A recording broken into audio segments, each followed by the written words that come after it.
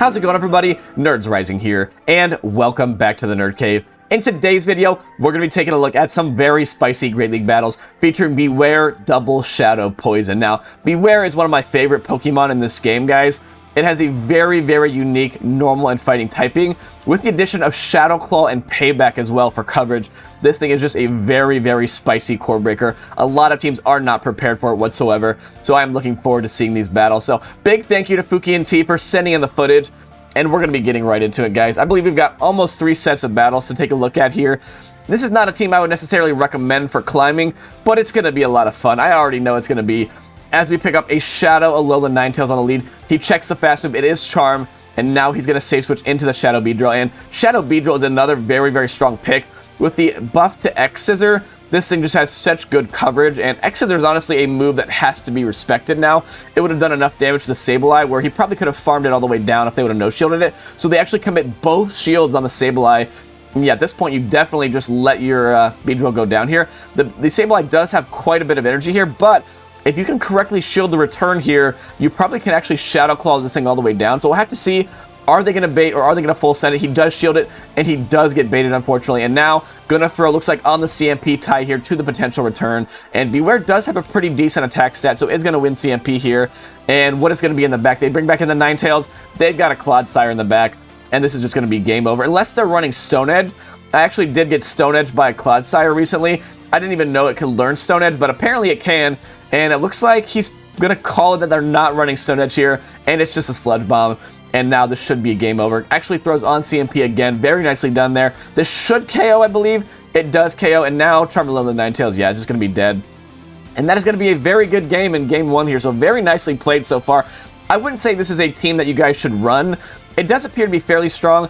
Bewear, despite having some nice coverage, is kind of glassy, and it does get fully walled by fairies, as it has, you know, Payback and Superpower as the fast moves, but you can use it if you want to. I believe the backline actually was originally ran by a Twitch streamer known as Magic Mason, who apparently is a very popular, what is the name of it, Play Pokemon, I could not think of the name, Play Pokemon winner. I guess he won like a big tournament for Play Pokemon as well. So I think the backline actually has some play, but if you're looking to climb, there are probably some better, safer options than Bewear. But either way, you've got to respect the spice here by Fuki and T, as he picked up a very nice lead here in this battle, and the opponent switched into an Azu, which was met by a Beedrill, and there's a Carbink in the back actually, so it's a Sableye double Fairy backline. Oftentimes you see the Azu double Ghost, so this is kind of a different rendition of that team here, and the Carbink is actually a bit of a problem here, but they're just no-shielding these superpowers over and over and over again. They don't know he has a Golbat in the back, and yeah, if the opponent there would have shielded that first superpower, it might have gotten a little bit tricky, just because the Golbat probably would have gotten Rock Thrown down. But now the Shadow Sableye is just going to have to basically commit to fast moves here, and the Golbat can easily just go for the Poison Fang and farm down play. Very nicely played there. I was kind of talking during that battle, but very cool team by the opponent, although I am not a big fan of Carbink, but takes the win there as the opponent brings in a Defense Deoxys on the safe switch here. And this is actually a very nice matchup for Beedrill. If you can correctly shield the first Psycho Boost, you can very comfortably tank the second. Not going to be enough to KO, and these double debuffed, double resisted counters are not going to be farming down here. And probably you can just go one before CMP, or even go on CMP here, and force a shield from the opponent at the very least. If they shield it, which they do, you can easily just build up to the back-to-back and maintain this matchup very comfortably, as he will make 2 more X-Scissors before the opponent makes another Psycho Boost. And there, very nice recognition there that if he throws on CMP, he will actually lose that matchup, because now he can actually throw on CMP and guarantee alignment in this battle. Whereas if he threw on CMP there, even though he had the back-to-back, he would not have been able to click on his next move. And the Shadow A-Slash here is going to come back in. Now, this is a little bit tricky. Now that he's out of shields, this Drill Run's going to do a lot of damage. And actually, he went for the Ice Punch there, recognizing the opponent is about to switch out. And this is, I believe, just an Ice Punch. They did not build up to the Psychic here. And no, they did. They actually did make the Psychic. I was 1 off on my counts, and now this is going to be a fast move race. This should KO here. No, it doesn't KO. And the Medi actually KOs there. Oh my gosh. The opponent actually wins that battle. Very nicely played by the opponent there. They actually did play out of that matchup. Now, he obviously maintained alignment there, but the fact that they were able to get an energy lead on their A-Slash ended up winning the game for them. So very nicely played there. Honestly, I don't really think that Fuki and T played that poorly. The opponent just played very, very well. So we pick up a Mantine lead here in the next battle. Mantine is a very, very bad core breaker for this team, as it meets the Beedrill as well. So he elects to just stay in with the Bewear, sack it, and now he's going to bring back in the Golbat. This could be an Ice Beam. Do you respect it? And he does not respect it. That does so much damage. He does get the farm down, but now he just has to hope that his poison types in the back have a good matchup.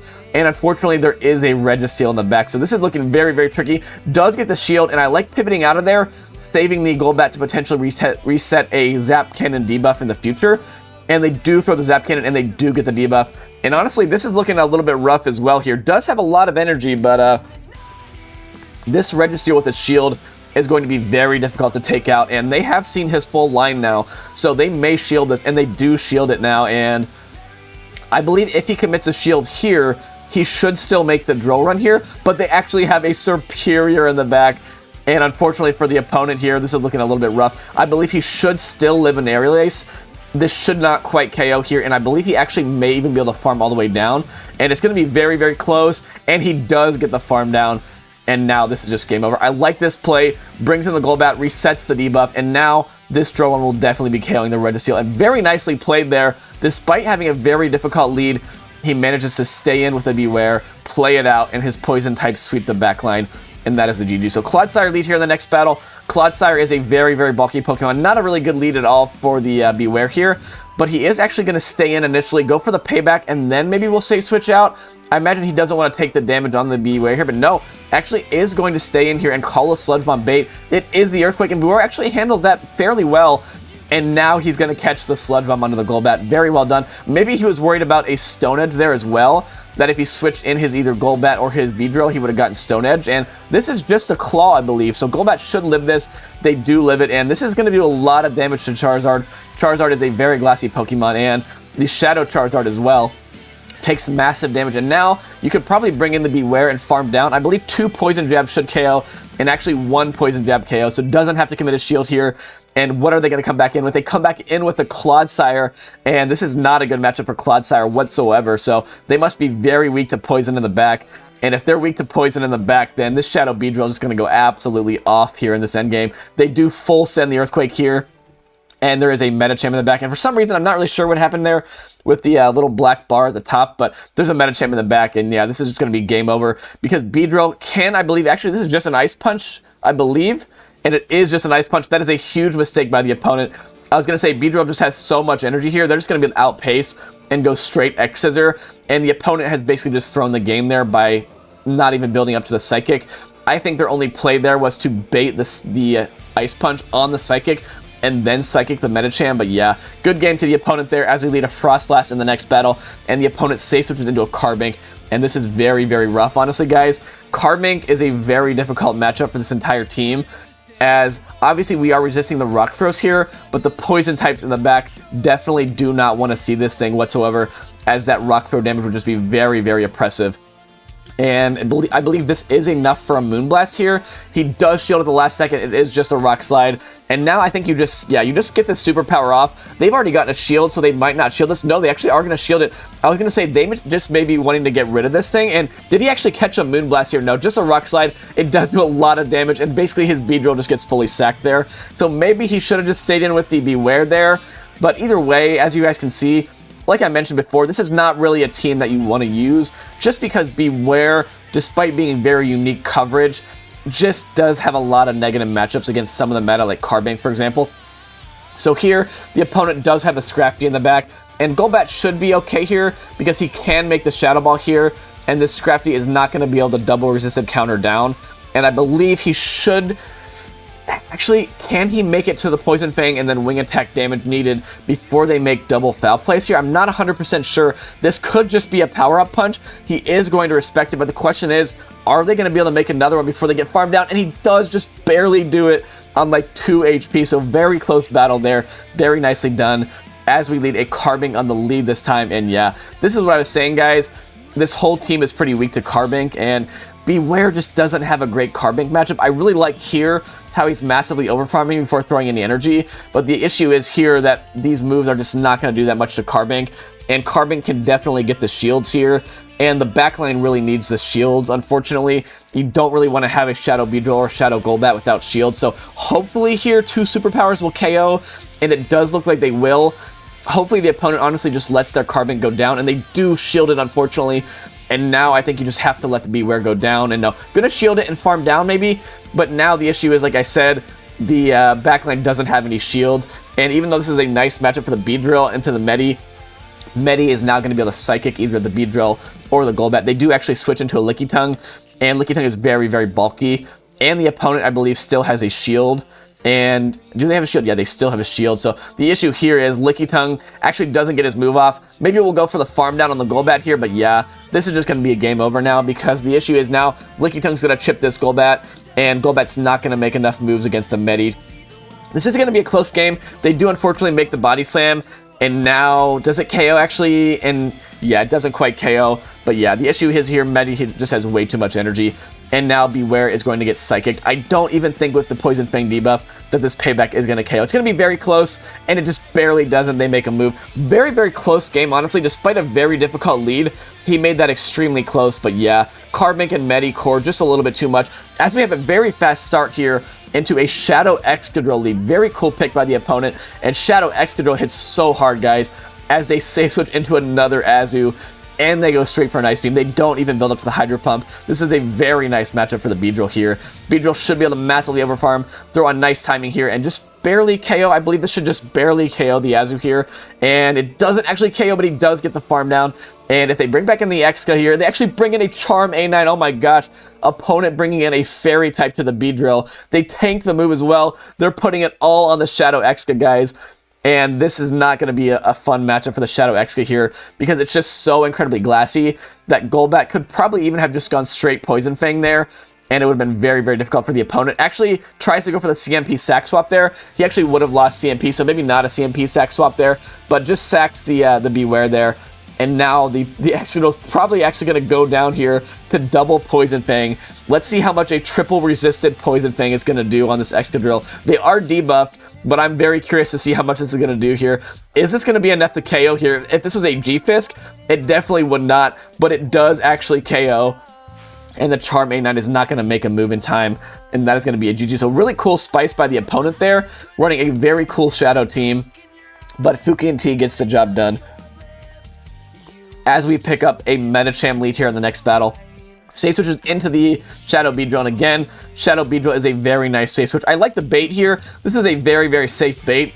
A-Slash is definitely going to shield here, and the bait here is just going to prevent them from over-farming quite as much, whereas if he went for the drill run, the opponent could have just shielded it up and farmed up a little bit more energy. But now, gets a shield advantage here, and the Bewear can tank one move and should outpace here before the A-Slash gets to 2 here. So maybe you just go for the superpower right away here, and is going to overfarm. Apparently he was counting better than I was. Does overfarm correctly, throws on CMP, and they do let their A-Slash go down. And now Golbat has a 2-to-1 shield advantage. There is a Lickitung in the back, and now this is just going to be a matter of Wing Attack, Poison Fang, and the Lickitung unfortunately is just not going to be able to do enough damage to this Golbat to where they're going to be able to survive long enough. I think that basically, if they no-shield this here, he can just farm down, have a massive amount of energy to throw at the Medicham, and this should be a GG. I think you just shield this up here, and then just double Poison Fang the Medi, and Bewear does have some extra energy, and you should be able to make a move on the Bewear, or do you just full send the Shadow Ball? Tough call here. I think I probably would have baited here, and yeah, they do actually shield it, and I think this is a nice punch. This should KO. Actually, this is going to be a lot closer than I initially thought. Fortunately, I think after the debuff here, no, actually loses that battle. Well, I really thought he had that one in the game, guys. I guess the Lickitung was just too oppressive there. The Lickitung just was able to tank the 2 Poison Fangs and get both of those shields from the Golbat, unfortunately. I thought he had that game in the bag, honestly. Not really sure what he could have done differently there, because even though he baited that, they still made the Shadow Ball. So yeah, just an unfortunate loss there. Again, this team just showing that it is very glassy. Maybe not the best team ever to run if you're trying to climb, but either way, can't win them all. Next battle here, we're seeing a Sableye here in the mid game, and this is not a return, I don't believe. And no, it is a return. I was not counting. And what was the lead? I think it was a Scrafty lead, actually. I believe it was a Scrafty lead. Yeah, it was a Scrafty lead, and now we have Golbat into Scrafty here, and I believe the opponent must be weak in the back because their switch clock is up, and it is a Jellicent actually, and I think the opponent probably should have saved their shield for the Jellicent now, because all he has to do here is just shield up, massively overfarm, and have enough energy to get to a Poison Fang against the Scrafty when it comes back in. Shadow Ball will definitely be KOing here, and I believe he's one off of the Poison Fang. No, he actually has the Poison Fang. Overtaps as well by accident there as my voice cracks, but still lives the foul play there. Wow. I was going to say that overtap could have been really unfortunate there if he wouldn't have KO'd, but he does have a full health Bewear in the back anyway, and Bewear definitely would have made the superpower. So very well played there. I believe we have 2 more battles left, guys. Sorry, these battles are flying by. I'm getting a little ahead of myself here, but we have a Defense Deoxys on the lead. Defense Deoxys is a very comfortable matchup for the Beedrill here in the 2 shield, and it looks like the Deoxys is just going to play out the zeros here.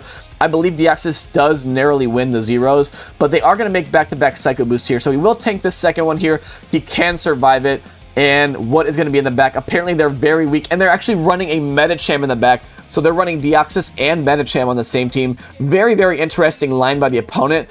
I imagine if they see something like a Sableye or a Ghost on the lead, they pretty much just insta-lose the battle, because Medicham definitely does not want to see the Beedrill either, and now he has Golbat in the back, and if they're bringing a Medicham into the Beedrill here, they're probably very, very weak to this Golbat in the back. Probably going to be some sort of like poison type, maybe, I'm guessing, to cover the fairies, and we'll have to see what's in the back, and sure enough, it's a Toxapex, and this is just going to be game over for the opponent here, because that Shadow Golbat is very, very healthy, and after Bewear gets some chip damage here with a payback, yeah, the opponent's just not going to be able to do a lot here to take out this Golbat.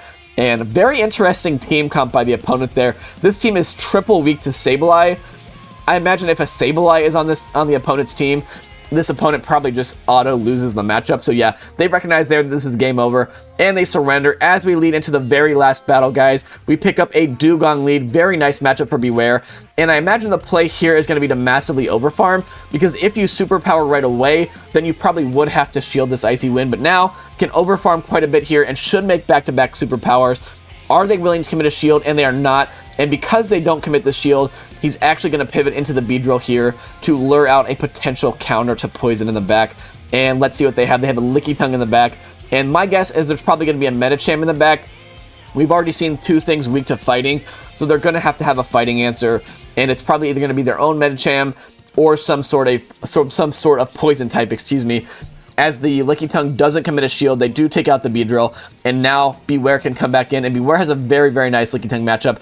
This should just about be superpower range, and they do actually commit a shield, and they are going to make the body slam. It almost might be worth committing a shield here. No, going to put it all on 2 shield Shadow Golbat, folks, and I believe they should just about make a body slam, so he's actually going to overfarm massively here, and maybe overfarm to just before they make another body slam, take out the Lickitung, and have a bunch of energy for if that Dugong decides to come back in.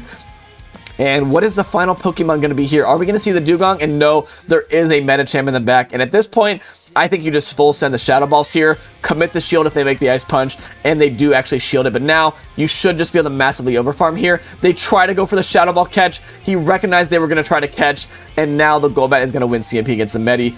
And that is going to be all she wrote, folks. So, very nicely played battles, Tafuki and T here. As you see, he's already a legend. He already has hit legend for the season. He's just messing around, having some fun with a very spicy team. And very, very nice battles by him. I actually played this trainer as well on my legend push, and we had a very, very close matchup where I barely won the game on like a 1 HP survive on my Zweilous. So really cool battles. Again, shout out to Magic Mason for creating the double Shadow Poison backline.